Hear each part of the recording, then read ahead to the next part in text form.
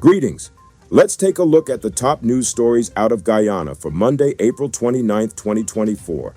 A video that surfaced over the weekend showing a woman vandalizing a car in Georgetown has gone viral. However, there is a disturbing backstory that allegedly led to the woman's actions. The video, captured on CCTV, sparked widespread speculation that the woman was a member of the Guyana police force. In an interview, a relative of the 27-year-old woman confirmed that she is a member of the GPF and revealed that she is a victim of domestic violence. The relative also claimed that the woman has a shared ownership interest in the vehicle she destroyed.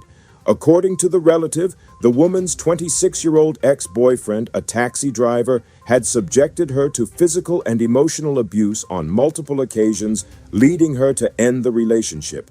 The relative alleged that the man had previously burned the woman with hot tea, and despite her family's warnings, she returned to him after finding out she was pregnant with his child. A number of videos that were seen by Guyana Uncut News appear to confirm the woman's allegations of domestic violence. In one of the video clips, the man is seen assaulting the woman with a cutlass. In another video, he appears to be trailing her in the car, which she later destroyed. Guyana Uncut News reached out to the man for a response to the allegations, but he failed to comment. The woman, who is said to be in a depressed state, is afraid to report the matter to the authorities due to the negative stigma surrounding domestic violence cases involving police officers. She believes that her ex-boyfriend leaked the video of her destroying the car to gain public sympathy, despite being the aggressor who pushed her to the limit. Carl Rowland and Shaquan Bentic, two construction workers, were remanded to prison on Friday after they were allegedly involved in a burglary on Wednesday. Police headquarters said the incident transpired at the home of a 37-year-old woman of El Dorado Village, West Coast, Berbice.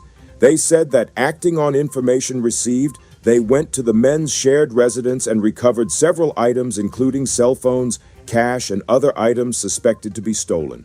When confronted, the men could not give an account of how they obtained the mentioned items. So the items were confiscated, documented, and lodged at the police station. They were also arrested and subsequently charged. Two friends lost their lives on Saturday morning in an accident along the Diamond Public Road around 4:10 a.m. A police report of the incident indicated that 24-year-old Philbert Charles was riding his motorcycle with his friend Chris Daniels as the pillion rider when he suddenly lost control of the bike and slammed into a utility pole. Emergency medical services were summoned, and the two youths were rushed to the Diamond Hospital. On arrival, doctors pronounced the bike rider, Philbert Charles, dead on arrival. However, the pillion rider was in an unconscious state. Once stabilized, he was transferred to the Georgetown Hospital. However, he died there while receiving medical care.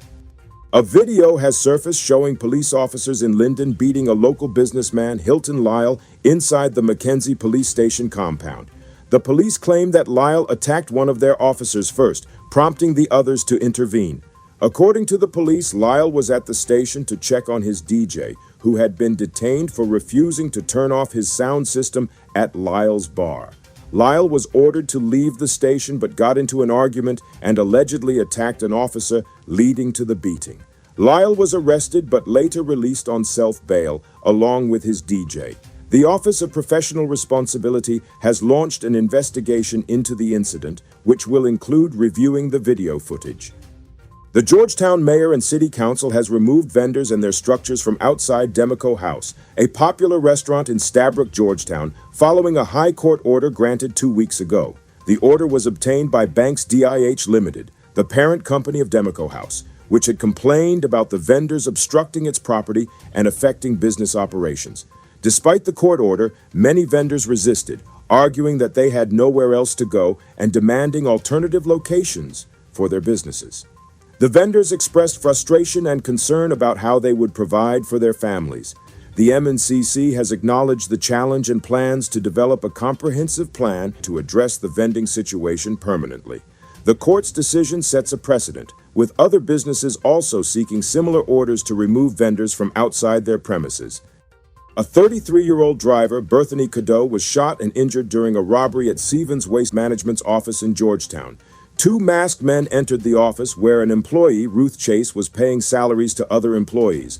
One of the suspects fired 2 shots, hitting Cadeau, and then stole a cell phone and an undisclosed amount of cash. The suspects escaped on a motorcycle. Cadeau was hospitalized and is in stable condition. This is the second time the company has been robbed in less than 3 years, with a similar incident occurring in October 2021. Investigations are ongoing. Ricardo Bailey, 38, was stabbed to death during an argument at a shop in Baggettstown on Sunday night. The fight broke out between Bailey and a 28-year-old man who pulled out a knife and stabbed Bailey multiple times. Bailey was taken to the hospital where he was pronounced dead with 5 stab wounds. The suspect, who knew Bailey and others at the shop, fled the scene and is still on the run. Police are investigating the murder. Consider subscribing to this channel to stay updated with top stories that are specially curated to cut the fluff.